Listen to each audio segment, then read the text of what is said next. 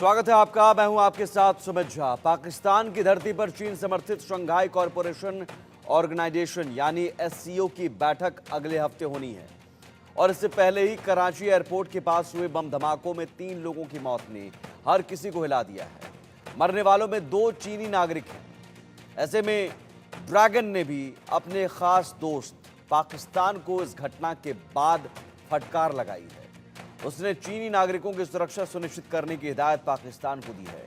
तो वहीं इमरान की पार्टी पीटीआई के कार्यकर्ताओं ने पाकिस्तान में गदर मचा रखा है। तो ऐसे में इन घटनाओं ने 15-16 अक्टूबर को एससीओ समिट की सुरक्षा पर भी सवाल खड़ा कर दिए हैं। पाकिस्तान के पूर्व पीएम इमरान खान कई बार खुद खुले मंचों पर यह स्वीकार कर चुके हैं कि उनकी सेना ने आतंकियों को पाला पोसा है।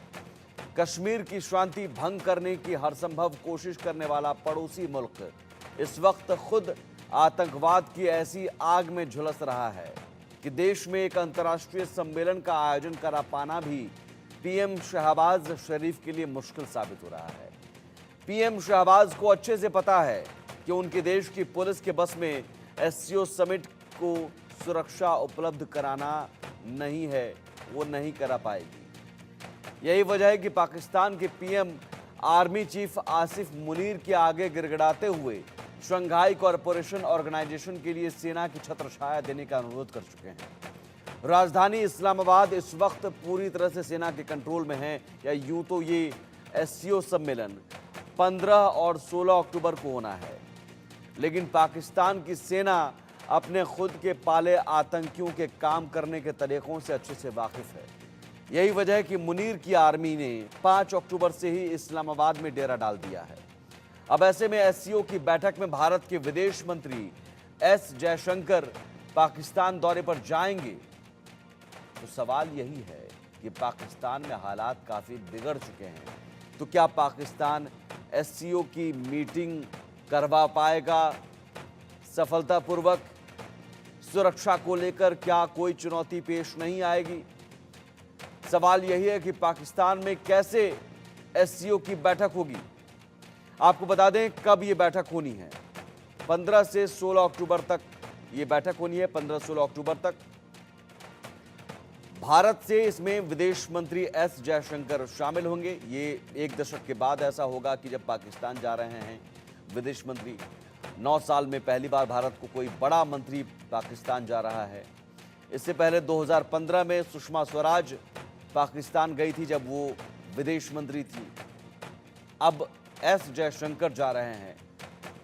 एससीओ की बैठक का एजेंडा क्या होगा, ये जान लीजिए। एससीओ में सुधार और विस्तार पर जोर दिया जाएगा। क्षेत्रीय सुरक्षा और सहयोग बढ़ाने पर चर्चा होगी। चीन और पाकिस्तान पर लगाम लगाना और आतंकवाद पर कड़ा प्रहार करने पर भी चर्चा हो सकती है। हालांकि ये चूंकि एससीओ की बैठक है, इसमें तो आपसी सहयोग, क्षेत्रीय सहयोग बढ़ाने पर ज़्यादा चर्चा हो सकती है, क्योंकि मेंबर कौन है ये आप जान लीजिए। भारत है इसमें मेंबर, रूस है, चीन, Pakistan, Uzbekistan, Kyrgyzstan, Kazakhstan, Tajikistan, Iran, Belarus SCO के मेंबर हैं।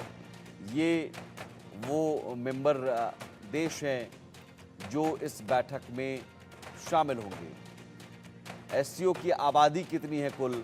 इसमें आप भारत की आबादी 144 करोड़, चीन की आबादी 141 करोड़, रूस की आबादी 14.60 करोड़, पाकिस्तान की आबादी 24 crore, Iran 10 crore, Kazakhstan 1.88 crore, Tajikistan 95.4 lakh, Uzbekistan 3.42 crore, Kyrgyzstan 66 lakh और बेलारूस 91 लाख। ये इतनी आबादी वाला देश, अलग अलग देशों का ये समूह है।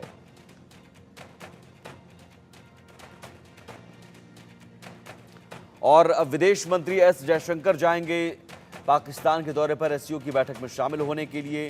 पाकिस्तान के दौरे पर उन्होंने क्या कुछ कहा, सुनिए।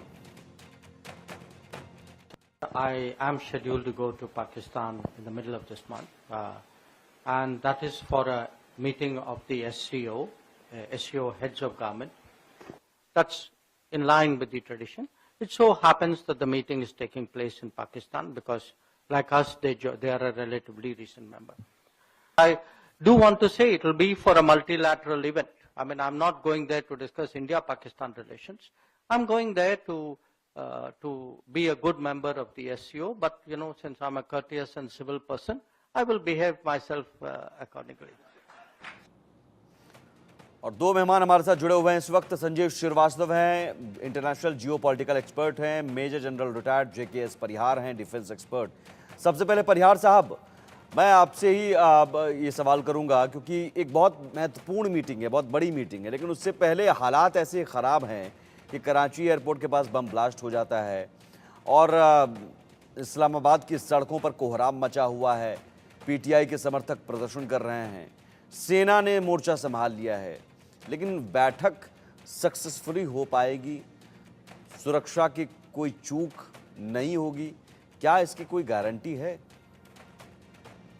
देखिए, जहाँ तक सुरक्षा व्यवस्था का सवाल है, इस्लामाबाद ही नहीं पूरे पाकिस्तान में बड़ी संवेदनशील स्थिति है और इसके जिम्मेदार वहाँ की सरकार, शहबाज शरीफ और आर्मी है। जिस तरह से उन्होंने इमरान खान का दमन किया, उनको अरेस्ट किया, और अभी जिस तरह से खैबर पख्तूनख्वा में चल रहे हैं, ऊपर से जो है बलूच आर्मी के सारे मूवमेंट्स हो रहे हैं, वो उनके खिलाफ कार्रवाई कर रहे हैं। तहरीर पाकिस्तान वो भी उसमें लगा हुआ है, तो हालात तो काफी गंभीर है। रहा सवाल मीटिंग होने का, तो ये एक स्टैंड अलोन आइसोलेटेड एरिया जो है, वो आर्मी हेडक्वार्टर और प्रेसिडेंशियल एरिया जितना होता है जैसे हमारे यहाँ, उसको ये कॉर्डन करके वहाँ पर ये मीटिंग तो ये करेंगे जरूर, क्योंकि मीटिंग पोस्टपोन करना उससे पाकिस्तान की पूरी दुनिया में बहुत बड़ी फद होने वाली है।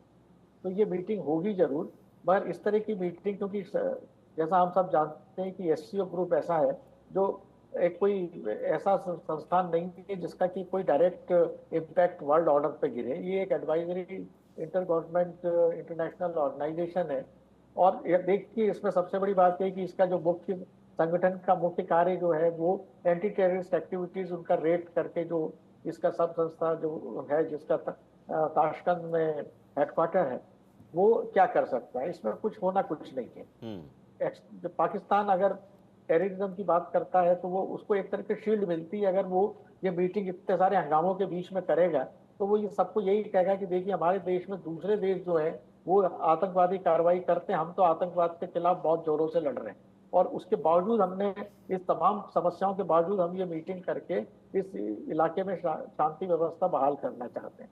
यही उनका एजेंडा है, इसलिए वो मीटिंग SCO की मीटिंग कैंसिल नहीं होगी, ये होगी जरूर, पर इसका आउटकम कुछ निकलना नहीं है। तो जयशंकर साहब के जाने का एक ही फायदा होगा कि पाकिस्तान को ये कहने का मौका नहीं मिलेगा कि भारत जो है वो टेररिस्ट एक्टिविटीज के खिलाफ SCO में हमारा और दूसरे देशों का साथ नहीं देता है। वो ये नहीं कह सकते, हम उसको काउंटर करेंगे। और दूसरा, साइडलाइन में जो दूसरे देश हैं उनसे हमारी बायलैटरल मीटिंग, जैसे रशिया, चाइना, ईरान, इनसे जो मीटिंग्स होंगे साइडलाइन में, वो बहुत महत्वपूर्ण होंगे। मेन SCO की मीटिंग में कोई बड़ा आउटकम निकलना नहीं है, बट ये है कि इसके साथ रहने से हमें एक एक्सेस मिलती है कि हम जो है सेंट्रल एशिया के देशों के साथ में अच्छे रिलेशंस मेंटेन कर सकें। ठीक है संजीव श्रीवास्तव जी, जियो पॉलिटिकल सिचुएशन के हिसाब से देखें तो ये बैठक कितनी अहम है, और भारत जो कि पाकिस्तान जा रहा है, विदेश मंत्री एस जयशंकर ने भी कहा कि हम वहाँ भारत पाकिस्तान डिस्कस करने नहीं जा रहे हैं, हम वहाँ एक मीटिंग है, मीटिंग में जा रहे हैं और एक गुड बिहेवियर हमारी रहेगी ज़रूर वहाँ एक मेहमान होने के नाते। देखिए Sumit ji, Bharat Shanghai cooperation organisation की जो स्पिरिट है, जो उसकी भावना है, उसको बहुत सम्मान करता है, और ये जो संगठन है वो अपनी प्रोसेसेस को लगातार आगे बढ़ाए, उसके लिए भारत अपना बेस्ट कंट्रीब्यूशन लगातार कर रहा है। और एक ऐसे समय में कि जब ये बैठक पाकिस्तान में आयोजित की गई है, और पाकिस्तान वही राष्ट्र है जो कि भारत को लगातार अस्थिर करने की, लगातार क्षति पहुंचाने की, भारत में आतंकवादी घटनाओं को कराने की लगातार साजिशें रचता है। तो ऐसे में भारत के प्रधानमंत्री श्री नरेंद्र मोदी के लिए ये संभव नहीं था कि वो इस तरीके की विजिट्स ऐसे राष्ट्र में करें। लेकिन जैसा कि हमारे विदेश मंत्री श्री एस जयशंकर ने कहा कि भारत एक SCO की जो स्पिरिट को सम्मान करते हुए एक अच्छे सदस्य के नाते SCO के ये इस बैठक में भारत शामिल होने जा रहा है। वहाँ विदेश मंत्री स्तर का ये रिप्रेजेंटेशन भारत कर रहा है, और ये इस बात को दर्शाता है कि ये भारत SCO की जो प्रोसेसेस को लगातार आगे बढ़ते हुए देखना चाहता है, जो कि एक महत्वपूर्ण एक क्षेत्रीय संगठन के रूप में सामने आया है। इतना कहने के बाद मैं स्पष्ट रूप से ये कहना चाहता हूं, और जैसा कि हमारे विदेश मंत्री श्री एस जयशंकर ने अपने बयान में ये स्पष्ट कर दिया है कि उनकी ये जो यात्रा है पाकिस्तान की, वो सिर्फ और सिर्फ एससीओ की बैठक में शामिल होने के लिए ही है, और इसका हमारे बायलैटरल रिलेशनशिप जो भारत और पाकिस्तान के जो द्विपक्षीय संबंध है उससे इसका कोई लेना देना नहीं है। और भारत और पाकिस्तान के जो संबंध हैं वो तभी सामान्य हो सकते हैं, तभी कोई बातचीत के बारे में भी सोचा जा सकता है जब पाकिस्तान आतंकवाद के विरुद्ध इरिवर्सिबल, वेरीफाइबल और क्रेडिबल स्टेप जब तक वो लेकर नहीं दिखाएगा, ये भारत बात नहीं करने वाला। ये जो नया भारत है वो उसने पाकिस्तान के समक्ष ये जो शर्त रखी है कि आपको एविडेंस बेस्ड एक्शन लेकर के आतंकवाद के विरुद्ध दिखाना होगा, तभी कोई बातचीत की संभावना ओपन हो सकती है। और जाहिर है कि पाकिस्तान ऐसा नहीं कर रहा है। जम्मू में हम देख रहे हैं कि लगातार घटनाएं, आतंकवादी घटनाएं हाल के समय में हुई हैं। टेरर कैंप्स आज भी ऑपरेट कर रहे हैं। भारत में जो अनेक वांछित आतंकी हैं वो पाकिस्तान में शरण लिए हुए हैं, और वो वहाँ पर उनको फ्री हैंड है, वो रोम करते हैं। दिखावे की कार्रवाइयाँ जरूर कभी कभी की कर दी जाती हैं अंतर्राष्ट्रीय दबाव में। तो ये जो पाकिस्तान का जो आतंकवाद के प्रति जो उसका रवैया है अभी भी नहीं सुधरा है। आज भी पाकिस्तान आतंकवाद को अपने इंस्ट्रूमेंट ऑफ स्टेट पॉलिसी के तौर पर और आतंकियों को स्ट्रेटेजिक एसेट के रूप में इस्तेमाल कर रहा है। जी। और ये जो इस तरीके की जो प्रवृत्तियां जब तक पाकिस्तान नहीं त्यागेगा, तब तक बायलैटरल लेवल पर हमारे पाकिस्तान के साथ संबंध सामान्य नहीं हो सकते, इवन की बातचीत भी नहीं हो